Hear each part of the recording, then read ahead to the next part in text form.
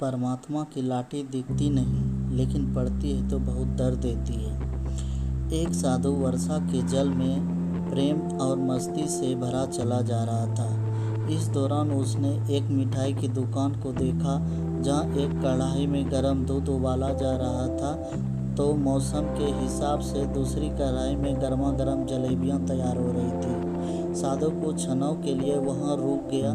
शायद भूख का एहसास हो रहा था या मौसम का असर था। साधु हलवाई को बड़े गौर से देखने लगा।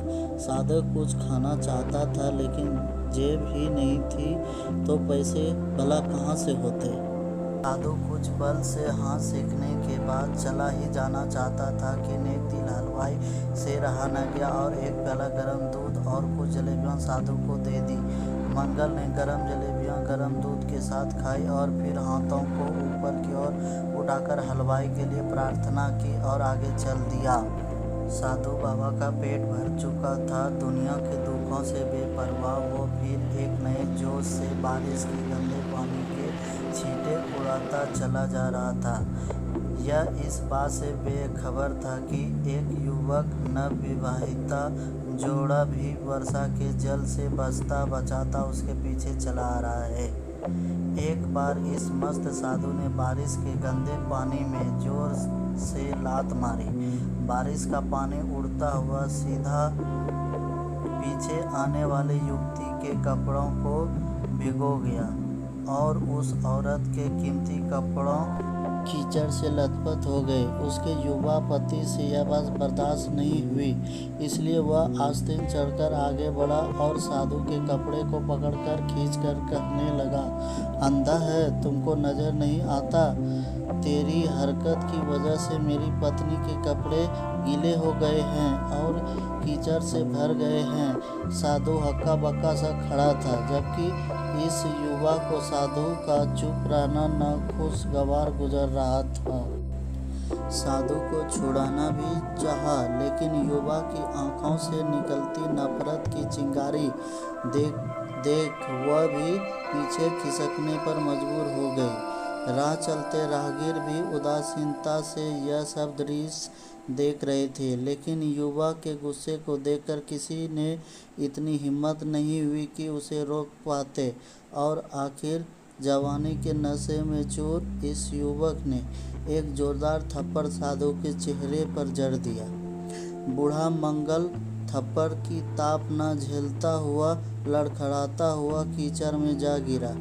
युवक ने जब साधु को नीचे गिरता देखा तो मुस्कुराते हुए वहां से चल दिया। बूढ़े साधु ने आकाश की ओर देखा और उसके होठों से निकला, वाह मेरे भगवान, कभी गरम दूध जलेबियाँ और कभी गरम थप्पड़, लेकिन तू अगर चाहते मुझे वही पसंद है। यह कहता हुआ वह एक बार फिर अपने रास्ते पर चल दिया। दूसरी ओर वह युवा जोड़ा अपनी मस्ती को समर्पित अपनी मंजिल की ओर अग्रसर हो गया। थोड़ी ही दूर चलने के बाद वो एक मकान के सामने पहुंचकर रुक गए। वो अपने घर पहुंच गए थे।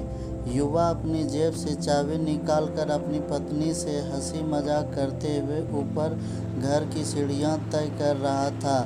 बारिश के कारण सीढ़ियों पर फिसलन हो गई थी। अचानक युवा का पैर फिसल गया और वह सीढ़ियों से नीचे गिरने लगा।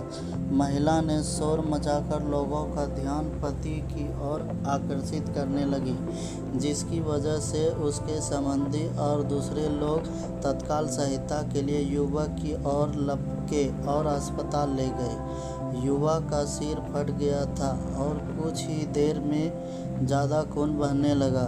लोगों ने दूर से आते साधु बाबा को देखा तो आपस में कानाफूसी होने लगी कि निश्चित रूप से इस साधु बाबा ने थप्पड़ खाकर युवा को शराब दिया है, तभी उसे चोट लगी। दूसरे युवक ने यह बात सुनकर साधु बाबा को घेर लिया। एक युवक कहने लगा कि आप कैसे भगवान के भक्त हैं जो केवल एक थप्पड़ के कारण युवा को शराब दे बैठे। भगवान के भक्त में रोष व गुस्सा हरगिज नहीं होता। आप तो जरा सी असुविधा पर भी धैर्य न कर सके। साधु बाबा कहने लगा, भगवान की कसम, मैंने इस युवा को श्राप नहीं दिया। अगर आपने श्राप नहीं दिया तो ऐसा नौजवान युवा सीढ़ियों से कैसे गिरा कि उसे इतनी गंभीर चोट आई। तब साधु बाबा ने दर्शकों से एक अनोखा सवाल किया कि आप में से कोई इस घटना का चश्मदीद गवाह मौजूद है। एक युवक ने आगे बढ़कर कहा, हाँ, मैं इस घटना का चश्मदीद गवाह हूँ। साधु ने अगला सवाल किया, मेरे कदमों से जो कीचड़ उछाला था, क्या उसने युवा के कपड़ों को दागी किया था? युवा बोला, नहीं, लेकिन महिला के कपड़े जरूर खराब हुए थे। मंगल ने पूछा, फिर युवक ने मुझे क्यों मारा?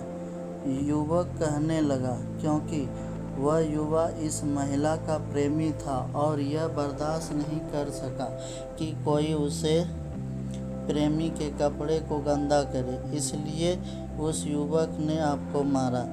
युवक की बात सुनकर साधु बाबा ने एक जोरदार ठहाका बुलंद किया और यह कहता हुआ वहाँ से विदा हो गया, तो भगवान की कसम, मैंने श्राप कभी किसी को नहीं दिया, लेकिन कोई है जो मुझसे प्रेम रखता है।